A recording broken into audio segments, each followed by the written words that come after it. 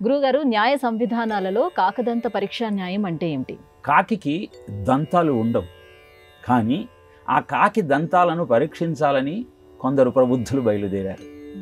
ఇలా అనవసరమైన విషయాలను తమ అతి తెలివితేటలతో అందరికీ తెలియజెప్పాలన్నటువంటి ఆలోచనతో ప్రయత్నం చేయటాన్ని కాకిదంత పరీక్షా న్యాయము అంటారు. మనం దాన్ని కోడిగుడ్డు మీద వెంట్రుకలను వెతకటం అని చెబుతూ ఉంటాం. ఇలాంటి ఆలోచన విధానం ఈనాడు సమాజంలో బాగా పెరిగిపోతుంది.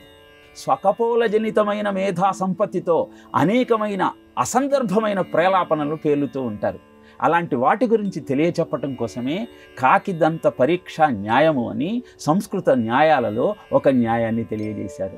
మరి ఇలాంటి న్యాయాన్ని అనుసరించి వాదన చేసే ప్రబుద్ధులకు గుణపాఠం చెప్పాలి అంటే సత్యమేంటో మనం గుర్తించాలి. సత్పురుషుల సాంగత్యంతో సాహిత్యంలో మన సనాతన ధర్మంలో ఉన్నటువంటి వైశిష్ట్యాన్ని మనం గుర్తించి దానిని మనం అర్థం చేసుకొని అసందర్భ ప్రేలాపనతో అద్భుతమైన సనాతన ధర్మంలో ఉన్న వైశిష్ట్యాన్ని విమర్శించే వారికి సమాధానం చెప్పగలిగినప్పుడు ఈ కాకదంత పరీక్ష న్యాయాలకు ఎలాంటి విలువ ఉండదు.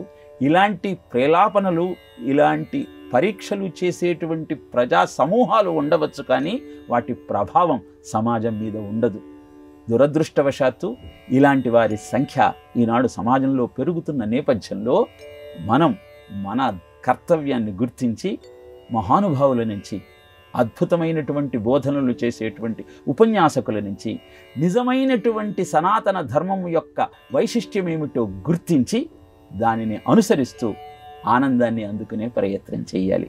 మాధ్యమాలు బాగా పెరిగిన నేపథ్యంలో ప్రతివాడికి ఏదో చెప్పాలన్న ఉత్సాహం పెరుగుతున్నటువంటి క్రమంలో ఇలాంటి కాకిదంత పరీక్షా న్యాయాలు పెరుగుతూ ఉంటాయి. కానీ సత్యాన్ని గుర్తించి శోధన చేసి సాక్షాత్ అనుభవైక స్యాత్ నా శృతో నా గురు బోధిత అని చెప్తుంది శాస్త్రం. నీ అనుభవంలోకి వచ్చినప్పుడే నువ్వు నమ్ము.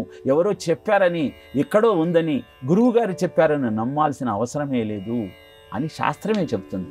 కనుక ప్రతివారి మాటలను పట్టించుకొని నిజాన్ని తెలుసుకోలేక మనం సత్యాన్ని గుర్తించలేక సతమతమవుతున్న నేపథ్యంలో కాకిదంత పరీక్షా న్యాయాన్ని అనుసరించే వారి సంఖ్య పెరుగుతున్నటువంటి నేపథ్యంలో సత్యాన్ని గుర్తించే ప్రయత్నం చేద్దాం. సనాతన ధర్మంలోనూ ఉన్నటువంటి వైశిష్ట్యాన్ని పెద్దల ద్వారా తెలుసుకొని అనుసరించేటువంటి ఆలోచన క్రమానికి శ్రీకారం చుడదాం.